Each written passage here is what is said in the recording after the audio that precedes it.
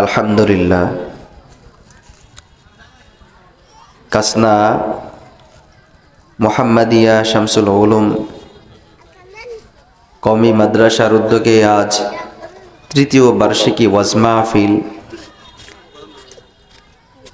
উক্ত ওয়াজ মাহফিলের সম্মানিত সভাপতি এবং পরিচালক, আমার সামনে উপবিষ্ট দিনদার মুসলমান আল্লাহর প্রিয় গোলামেরা, পর্দার অন্তরালে দূর দূরান্ত থেকে আগত মা ও বোনেরা, সবাইকে আমার পক্ষ থেকে আন্তরিক শুভেচ্ছা ও মোবারকবাদ। সর্বপ্রথম ওই আল্লাহ পাক রব্বুল আলামিনের দরবারে শুকর গুজার আদায় করি যে রব্বুল আলামিন আমাকে আপনাকে মাগরিবের পবিত্র 3 রাকাত ফরজ নামাজ আদায় করার পর এই জান্নাতি বাগানে কোরআন ও হাদিসের আলোচনা শোনার জন্য কবুল করেছেন। এজন্য দিল থেকে শুকরিয়া আদায় করি, আলহামদুলিল্লাহ। আল্লাহ পাক রব্বুল আলামিন আমাকে আপনাকে জান্নাতের বাগিচায় আসার বসার জন্য কবুল করেছেন। আল্লাহ পাক রব্বুল আলামিন কবুল করেছেন বিধায় আমি আপনি আসতে পেরেছি। অন্যথায় এই মুহূর্তে অনেক মানুষ, কেউ গাড়িতে, কেউ বাড়িতে, কেউ চায়ের দোকানে, বাজারে, রাস্তায়, গাড়িতে, হসপিটালে, বিভিন্ন জায়গায় সে ব্যস্ত আছে। কিন্তু আল্লাহ পাক রব্বুল আলামিন আমাকে আপনাকে কবুল করেছেন, তাই আমরা এই জান্নাতি বাগানে এসে জান্নাতি আলোচনা শুনতে পারতেছি। এজন্য বলি আলহামদুলিল্লাহ। আল্লাহ পাক রব্বুল আলামিনের কাছে আরো শুকরিয়া যে রব্বুল আলামিন আমাকে আপনাকে সুস্থতার মতো একটা বড় নিয়ামত দান করেছেন।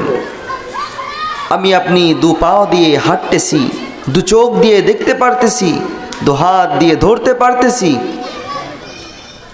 অথচ এমন মানুষ আছে যারা হসপিটালের বেডে শুয়ে আছে, তারা হাজার চেষ্টা করলেও চলতে পারবে না, হাজার চেষ্টা করলেও হাত দিয়ে ধরতে পারবে না, হাজার চেষ্টা করলেও চোখ দিয়ে দেখতে পারবে না।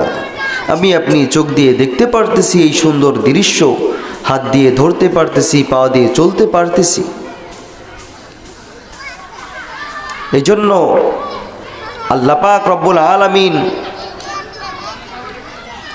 আমাদেরকে এই বাগানে নিয়ে আসছেন।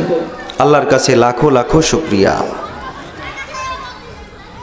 এজন্য আল্লাহ পাক রব্বুল আলামিন বলেন, লা ইন শাকারতুম লা আযীদান্নাকুম ওয়া লা ইন কাফারতুম ইন্না আযাবি লাশাদীদ।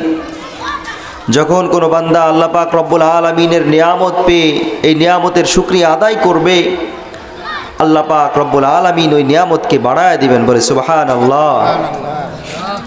আর যখন নিয়ামত পাইলো এবং নিয়ামতের শুকরিয়া আদায় করলো না, তখন আল্লাহ পাক রব্বুল আলামিন ওই নিয়ামতকে ছিনিয়ে নেবেন। যখন কোনো বান্দা জান্নাতি আলোচনায়, যখন কোনো বান্দা মসজিদে আসে এবং মসজিদে আসার পরে আল্লাহর শুকরিয়া আদায় করে, আল্লাহ পাক রব্বুল আলামিন তাকে বারবার মসজিদে আসার যোগ্যতা দান করে দেন, বলে সুবহানাল্লাহ। যখন কোনো মানুষ, যখন কোনো আল্লাহর গোলাম, আল্লাহর বান্দা মাহফিলে আসে, দিনে কাজে আসে, জান্নাতের বাগানে আসে এবং এখানে আসার পরে আল্লাহ পাক রব্বুল আলামিনের শুকরিয়া আদায় করে, আল্লাহ পাক রব্বুল আলামিন তাকে সেখানে বারবার আসার যোগ্যতা দান করে দেন। যখন কোনো বান্দা দুনিয়াবি কোনো কাজ করে, দুনিয়াবি কাজ করে আল্লাহর শুকরিয়া আদায় করবে, আল্লাহ পাক রব্বুল আলামিন তাকে দুনিয়াবি কাজ করার যোগ্যতা দান করে দেন। যখন কোনো বান্দা আখিরাতের কাজ করে, আখিরাতের কাজ করে এবং আল্লাহর শুকরিয়া আদায় করে, তখন আল্লাহ তাকে আখিরাতের কাজ করার যোগ্যতা দান করে দেন। এই জন্য প্রত্যেকটা কাজে আল্লাহর শুকরিয়া আদায় করা চায়।